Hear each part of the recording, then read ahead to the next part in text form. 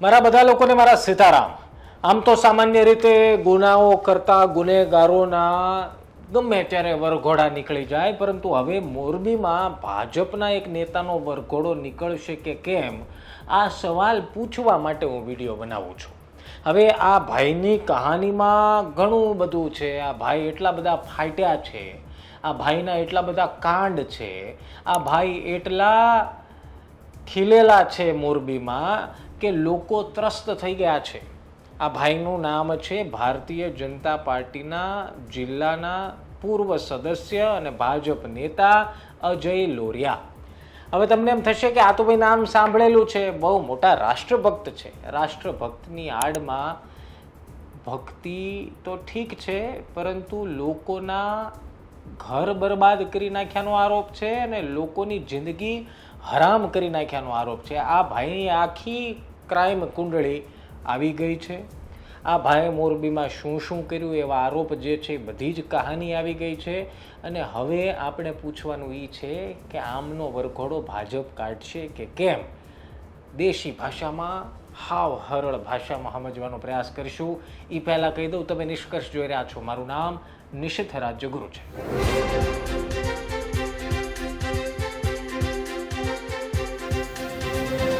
સૌથી પહેલા એ સમજી લો કે અજય લોરિયા છે કોણ.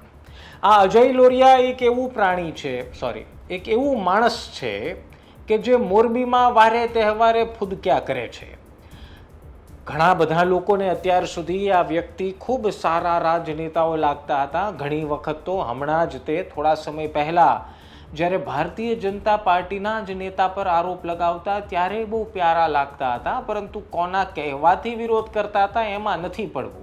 બાકી તો બધાને ખબર જ છે કે મોરબીમાં કોના કેવા ગ્રુપ ચાલે છે. પછી એ બ્રિજેશ મેરજાની વાત હોય કે પછી XYZ, પોલિટિકલ વાતમાં નથી પડવું. બાકી કોના, હવે મોરબી એવડું એવું છે, વિકસિત છે, પરંતુ રાજકીય રીતે તો ભાઈ ખબર નહીં કેટલા સીમાડા હાલે છે, કેટલા ગ્રુપ હાલે છે. વાત કરોમાં થોડા દિવસ પહેલા હજી મંત્રી બનેલા કાંતિ કાકા એમ કહેતા હતા કે લુખ્ખાઓને છોડવામાં નહીં આવે, અને એ જ દિવસે આ અજય લોરિયા સાહેબની લુખ્ખાગીરીના દર્શન મોરબીએ કરી લીધા. મૂળ વાત તો તમને ખબર જ હશે, ન ખબર હોય કહી દઉં. 25 લાખની ઉઘરાણીમાં કંઈક મામલો એવો બીચક્યો કે ભાઈએ પોતાના ગાડીમાં રહેલા ખિલ્લાવાળા લોખંડના પાઇપથી 2 ઉદ્યોગપતિ પર હુમલો કરી દીધો. એકને માથામાં 12 ટાંકા આવ્યા છે અને બીજાના બંને હાથ ભાંગી નાખ્યા છે. આટલા મહાન આ રાષ્ટ્રભક્તની આપણે આજે વાત કરવાના છીએ, કરી રહ્યા છીએ. હવે અજય લોરિયા ખુદને રાષ્ટ્રભક્ત કહે છે.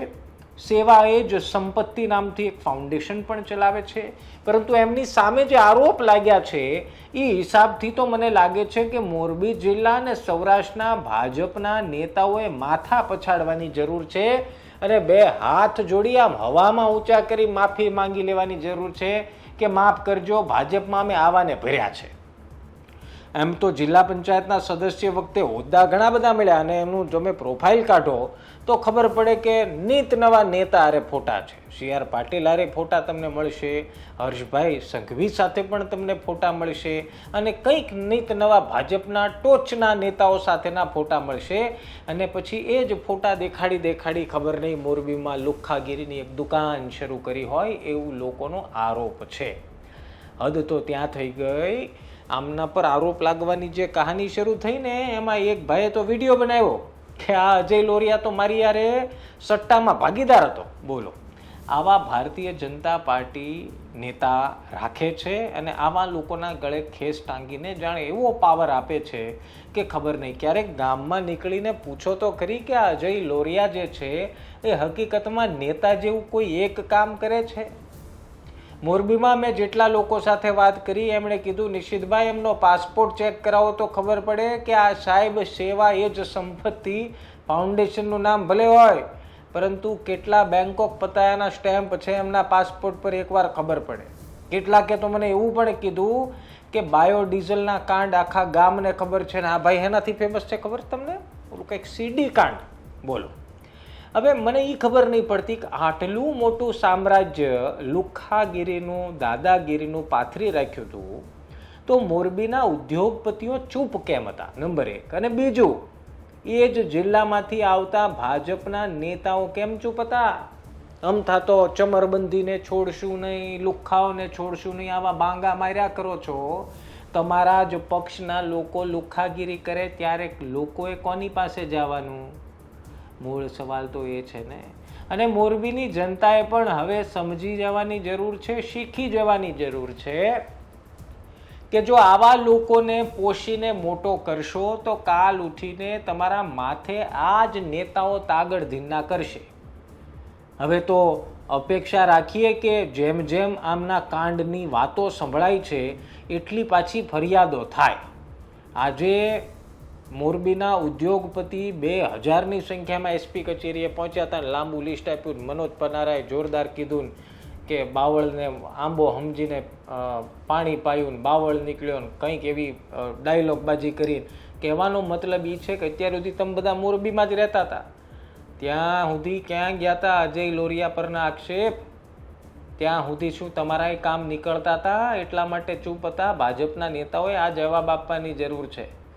અને બીજું, આ અજય લોરિયાનો વરઘોડો કેદી નીકળવાનો છે જરાક પત્રિકા છપાવજો, જેથી ખબર પડે કે મોરબીમાં કેદી જાવ. લોકોએ આમ જાહેર રસ્તા પર ઊભીને તાળીઓ પાડવાની કે હાશ માઇન્ડ કંઈક એવા લોકોનો વરઘોડો નીકળ્યો જેની જરૂર હતી. બાકી તમે કાઢો આરોપીઓના, એની કાંઈ ના નથી, પણ જેનો કાઢવાનો એનો કાઢો તો જનતામાં વિશ્વાસ બેહે કે હવે આ દાદાગીરી બંધ થશે.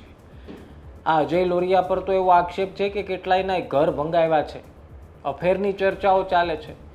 હવે વાત આ હદે જો આગળ વધી જતી હોય તો ભારતીય જનતા પાર્ટીના મોરબી જિલ્લાના નેતાઓને, સૌરાષ્ટ્રના નેતાઓએ ચોખવટ કરવાની જરૂર છે કે આ અજય લોરિયા વિશે તમને કાંઈ ખબર નહોતી? અમથા ગાંધીનગર બેઠા બેઠા પોરબંદરના દરિયા કિનારે હું હાલે એ બધી ખબર હોય, અને મોરબીમાં અજય લોરિયા હું કાંડ કરતા હતા એ કાંઈ ખબર નહોતી. વાહ નેતાજી વાહ, લાવ્યા હો ભાઈ તમે. મૂળ ભાઈ છે ને એક જ વાત છે, અજય લોરિયા સાહેબના જો આરોપ જે એની ઉપર લગાડે છે, જે વાત ચાલે છે, એમાં પોલીસ કાંઈ તપાસ કરવાની છે. અને મૂળ વિષય મોરબીની જનતા માટેનો આ વિષય છે. જો આટલા જ બધા ઉદ્યોગપતિઓ ત્રસ્ત હોય, 2000ની સંખ્યામાં એસપી કચેરી પહોંચ્યા હોય, તો શું વ્યક્તિગત જે ભોગ બનનાર છે, શું એમણે કોઈ ફરિયાદ કરી છે, કરવાના છે? કારણ કે આ તો બધી હવામાં ઉડતી વાતો જેવી છે. આ તો રાજનીતિમાં નેતાઓ જે વાયદા કરે ને એની જેવી વાતો છે. એટલે પોલીસના હાથમાં ફરિયાદો જોશે, ને જો હશે તો પોલીસે એને બહાર કાઢીને કાર્યવાહી કરવી પડશે. ને મોરબીની જનતાની એક જ વાતમાં મને લાગે છે રસ છે કે અજય લોરિયાનો વરઘોડો ક્યારે નીકળવાનો છે. અમથા તો આપણે વરઘોડા કાઢવામાં સહેજેય મોડું કરતા નથી. યાદ છે ને અમરેલીમાં પાયલ ગોટીનો કેટલો તાત્કાલિક વરઘોડો કાઢી નાખ્યો ને પછી શું થયું હતું? એટલે હવે તો આપણે બહુ સમજી વિચારીને વરઘોડા કાઢો છો, તો પછી આ નેતાશ્રીનો પણ વરઘોડો કાઢી મોરબીની જનતાને અસલ ચહેરો તો દેખાડો. એ તો કહો કે જે આરોપ લાગ્યા છે એ સાચા છે કે ખોટા, અજય લોરિયા સાચો છે કે ખોટો. આ બધું કહેવાની જવાબદારી હવે ત્યાંના સ્થાનિક ભારતીય જનતા પાર્ટીના નેતાઓની છે અને કામ કરતી મોરબી પોલીસની છે. અપેક્ષા રાખીએ કે દૂધનું દૂધ અને પાણીનું પાણી થાય. બાકી રાષ્ટ્રભક્તિના નામે પોતાનો કાળો ધંધો ચલાવતા આ અજય લોરિયા જો આટલા જ બધા ખતરનાક હોય તો ભાઈ મોરબીમાં વરઘોડો તો કાઢવો પડે. અને જો અહીંયા તમે વરઘોડો ન કાઢી શકો તો બાકી અમે સમજી જઈશું. તમે આમે તે ભારતીય જનતા પાર્ટીના કોઈક સંબંધી કે કંઈક હોય ત્યાં વરઘોડા ક્યાં નીકળે તમારાથી? નથી નીકળતા ને. માયાભાઈ આહિરના છોકરા જયરાજની ધરપકડ થઈ, ન્યા વરઘોડો ન નીકળ્યો. આ બાજુ ગોંડલમાં કાર્યવાહી થઈ, ન્યાય વરઘોડો ન નીકળ્યો. આ બાજુ બચુ ખાબડના છોકરાઓ અંદર ગયા તો ન્યાય વરઘોડો ન નીકળ્યો. એટલે આમને સ્ટાન્ડર્ડ તો ખબર જ છે, આમાં કાંઈ નવું નથી. પણ હવે અજય લોરિયા તો તમારા તે આબરૂ લે છે ભાઈ, પક્ષની આબરૂ લે છે ને, તો દેખાડો હવે અજય લોરિયાને તો એને મોરબીની જનતાને. જો આ તો ભાઈ અપેક્ષા જનતાની તમારી સામે મૂકી, બાકી અમને તો એ જ ખબર છે તમને જે સારું લાગશે એ જ કરશે. બાકી અજય લોરિયા પર થતા પ્રહારોથી મોરબીના કેટલાક નેતાઓને બળતરા થાય છે, થોડી બળતરા તો થાય છે કે અમારા માણસને આ બધું ગ્રુપિઝમ ચાલે છે. પાછું આ અજય લોરિયા યુવાનોને તે દેવામાં ધકેલી દેતો તો આવા આરોપ છે. ભાઈ આટલું બધું હતું ને અત્યાર સુધી ક્યાં હતા લોકો? અને હવે જો તમે જાગી જ ગયા છો તો પછી પ્રયાસ કરો કે મોરબીની આખી જનતા, ભોળી જનતાને ખબર પડે કે આવા ભારતીય જનતા પાર્ટીના નેતા હતા, એની આ અસલ થઈ છે. કાલ ઉઠીને કોઈ ભાજપના નામે, કોઈ નેતાના નામે, કોઈ ફાઉન્ડેશનના નામે કે કોઈ XYZના નામે કોઈ આવા ગોરખ ધંધા કે દબાણની રાજનીતિ કે દાદાગીરી આવું કરવાનો પ્રયાસ કરશે તો એના આ જ હાલ થશે, એવું સાબિત તો કરો.